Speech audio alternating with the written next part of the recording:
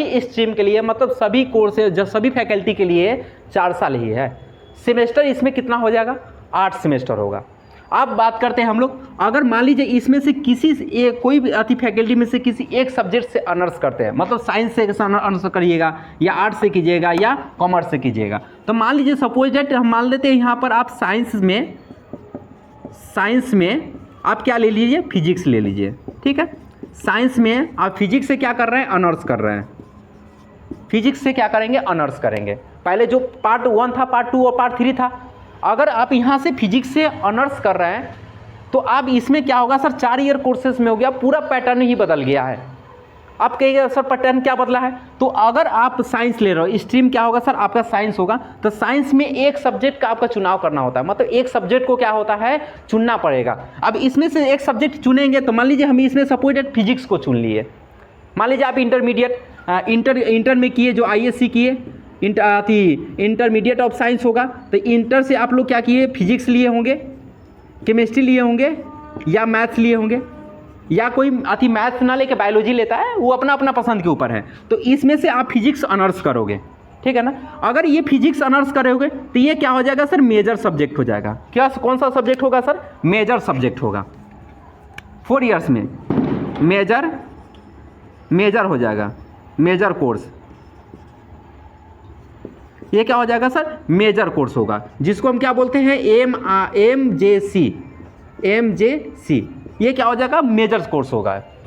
अब major course जो हुआ तो इसको तो MGC होगा, जिस पेपर में आप ऑनर्स कर रहे हो, ठीक है।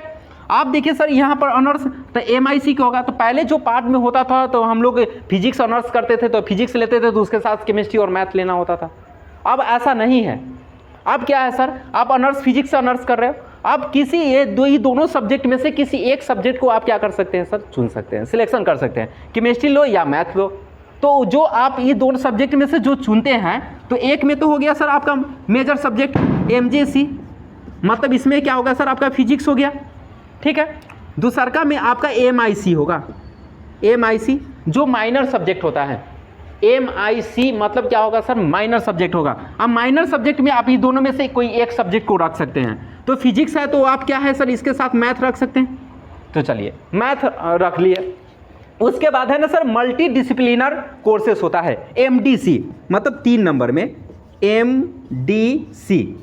MDC मल्टी डिसिप्लिनर कोर्स होगा। MDC में आप भाषा का चुनाव कर सकते हैं, जैसे कि आप ले सकते हैं, हिंदी ले सकते हैं, संस्कृत ले सकते हैं, उर्दू ले सकते हैं, इंग्लिश ले सकते हैं। मतलब इसमें क्या कर सकते हैं आप लोग, भाषा किसी एक शब्द का क्या कर सकते हैं सर, चुनाव कर सकते हैं, या आप कोई भी आर्ट्स का कोई भी सब्जेक्ट उठा कर रख सकते हैं। तो कोई आदमी है ना यहाँ पर MDC में, मान लीजिए इसमें हिस्ट्री रख लिया, कुछ भी सब्जेक्ट, मतलब आर्ट्स का, यानी कोई भी आपको जो इच्छा होगा वो सब्जेक्ट आप इसमें रख सकते हैं। तो हम कहते हैं ज़्यादातर आप है ना हिस्ट्री रखो, इंटरेस्टेड तो हिस्ट्री, मान लीजिए कोई सब्जेक्ट आदमी हिस्ट्री रख लेता है इसमें।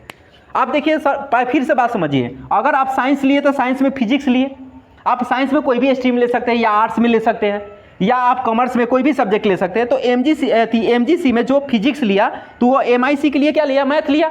अब वो केमिस्ट्री ले सकता है, अगर इंटरेस्ट केमिस्ट्री में तो केमिस्ट्री में। आप देखो MDC मल्टी डिसिप्लिनर कोर्स में जो MDC जो सब्जेक्ट होगा उसमें क्या है, हम अपना मन से हिस्ट्री चुन लिए, आपको जो इच्छा होगा वो सब्जेक्ट को क्या कर सकते हैं, आप चुन सकते हैं। उसके बाद देखिए 4 नंबर में ये MAC होगा। अब यहाँ पर AEC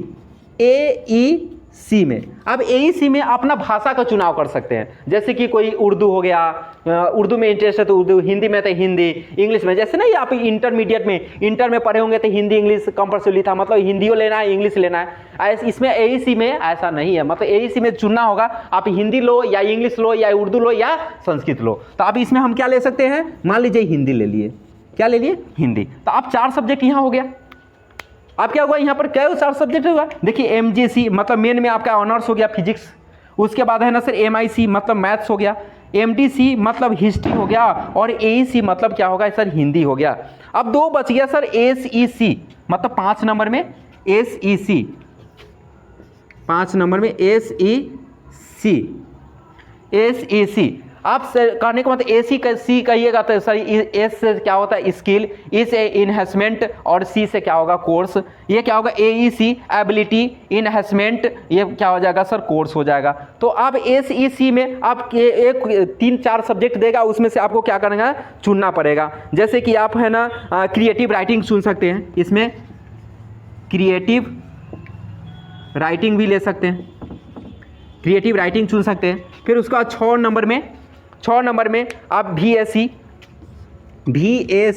ये सबके लिए होता है। आप सोचिएगा चलिए हम फिजिक्स ऑनर्स की है, क्या ये क्रिएटिव राइटिंग, यस आर्ट्स वाला भी ले सकता है, कॉमर्स वाला भी ले सकता है, उसके लिए क्रिएटिव राइटिंग होगा।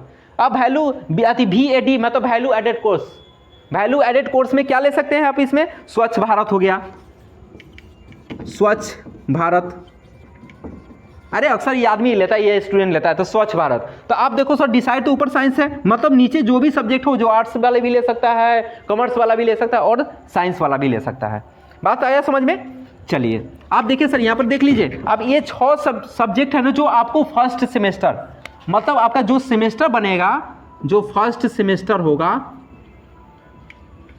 होगा इसमें ये 6 सब्जेक्ट पढ़ना है, ये सभी 6 सब्जेक्ट पढ़ना है। ये 6 सेमेस्टर में, यानी फर्स्ट सेमेस्टर में कितना सब्जेक्ट पढ़ना है सर 6 सब्जेक्ट, ये 600 का पेपर होगा फिर, ठीक है ना सर। इसमें 6 पेपर ये में पढ़ना है। आप कहने का मतलब ये 6 होगा तो सर सेकेंड सेमेस्टर में क्या होगा, सेकेंड सेमेस्टर में सेम एज, मतलब सेम उसमें भी होगा, ठीक है। अब आगे हैं सर, आगे बात करते हैं हम लोग। ये तो हम सब्जेक्ट की बात करें, अगर आप इसमें किसी भी सब्जेक्ट किसी भी फैकल्टी से आप सब्जेक्ट से ऑनर करेगा तो वो क्या हो जाएगा, BA हो जाएगा, BA होगा। और जो कॉमर्स से करेगा तो क्या हो जाएगा, BCom हो जाएगा। जो कॉमर्स से करेगा क्या हो जाएगा, BCom हो जाएगा, ठीक है ना। तो क्या हो जाएगा, बैचलर ऑफ साइंस, जो साइंस का स्टूडेंट है को बैचलर ऑफ साइंस होगा। जो BA होगा मतलब बैचलर ऑफ आर्ट्स हो जाएगा, और जो BCom होगा बैचलर ऑफ क्या हो जाएगा, कॉमर्स होगा। मतलब आपका जो फैकल्टी होगा, जो सब्जेक्ट का स्ट्रीम होगा, उसके हिसाब से आपका नाम होगा। मतलब BSc, आप फिजिक्स ऑनर्स कर रहे हो, फिजिक्स से हो तो BSc होगा, बायोलॉजी से करो तो BSc होगा, आर्ट्स में इतिहास भूगोल नागरिक ले रहे हो तो BA होगा, और क्या हो जाएगा सर, BCom हो जाएगा। BCom मतलब बैचलर ऑफ क्या हो जाएगा सर, कॉमर्स हो जाएगा, ठीक है ना। अब ये आप कहने का मतलब है, ये इसमें सर सेमेस्टर कितना है, सेमेस्टर कितना है, तो सेमेस्टर सर इसमें टोटल सेमेस्टर 8 सेमेस्टर है, 8 सेमेस्टर होगा। इसमें सेमेस्टर कितना हो जाएगा, 8 होगा। अच्छे से समझना और ध्यान से, इसमें सेमेस्टर कितना हो जाएगा सर, 8 होगा। 8 सेमेस्टर मतलब आप यहाँ पर देखिए, first semester, second semester, fourth semester, मतलब इस 8 सेमेस्टर को कितने साल में पूरा करना होगा सर, 4 सालों में, मतलब 4 ईयर्स में, 4 ईयर्स में। ये सभी सेमेस्टर को कितने सालों में पूरा करना होगा सर, 4 सालों में पूरा करना पड़ेगा। कितना सालों में, 4 सालों में। तो 8 को सेमेस्टर होगा 4 साल में। अब सबको 4 साल मिला ना, 400 में, अब 400 में आप चलो अब किस तरह है ना पढ़ते रहना है, ऐसा नहीं। 7 साल के अंदर में इस कोर्स को आप कंप्लीट कर सकते हो। 3 साल का आपका प्रेफरेंस। मान लीजिए एक सपोज बात करते हैं, कोई आदमी फर्स्ट सेमेस्टर है ना, कोई आदमी फर्स्ट सेमेस्टर पढ़ा, फिर सेकेंड सेमेस्टर पढ़ लिया, थर्ड सेमेस्टर पढ़ लिया, और किसी कारण बस उसका पढ़ाई छूट गया, मतलब वो फर्स्ट सेमेस्टर भी पढ़ लिया, सेकेंड सेमेस्टर भी पढ़ा और थर्ड सेमेस्टर भी पढ़ा, किसी कारण बस उसका पढ़ाई छूट गया, मान लीजिए कोई आर्थिक स्थिति सही नहीं रहा, उसके वजह से वो पढ़ नहीं पाया, तो वो अब अगर छोड़ दे रहा है तो 1-2 बार छोड़ देने पर भी, अगर मान लीजिए 7 साल के अंदर में, छोड़ने के बाद 7 साल के अंदर में वो कभी भी क्या करेंगे, वो कोर्स को 7 साल के अंदर में कंप्लीट कर सकता है। मतलब 7 साल को अंदर में, 7 साल उसको है ना 7 साल के छूट दिया जाता है।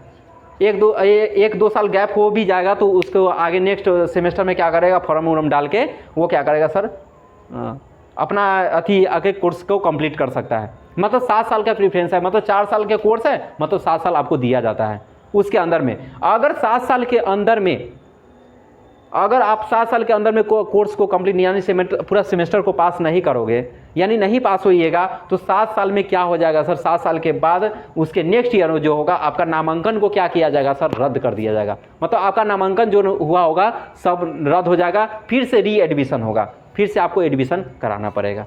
बात आ गया समझ में? फिर से क्या होगा, री एडमिशन कराना पड़ेगा। अगर आप बिहार यूनिवर्सिटी से कोई किसी भी तरह के कोई भी प्रॉब्लम अगर समस्या होगा तो आप मेरे चैनल पर क्या करेंगे, कमेंट करेंगे। अगर आप, हम तो फिजिक्स का टीचर हैं, अगर फिजिक्स से रिलेटेड कोई भी टॉपिक मेजर सब्जेक्ट आप लिए हो तो भी आप मुझे कमेंट कर सकते हो, या माइनर में हो तो भी कमेंट कर सकते हो। माइनर सब्जेक्ट का भी हम तैयारी करवाएंगे और मेजर सब्जेक्ट का भी।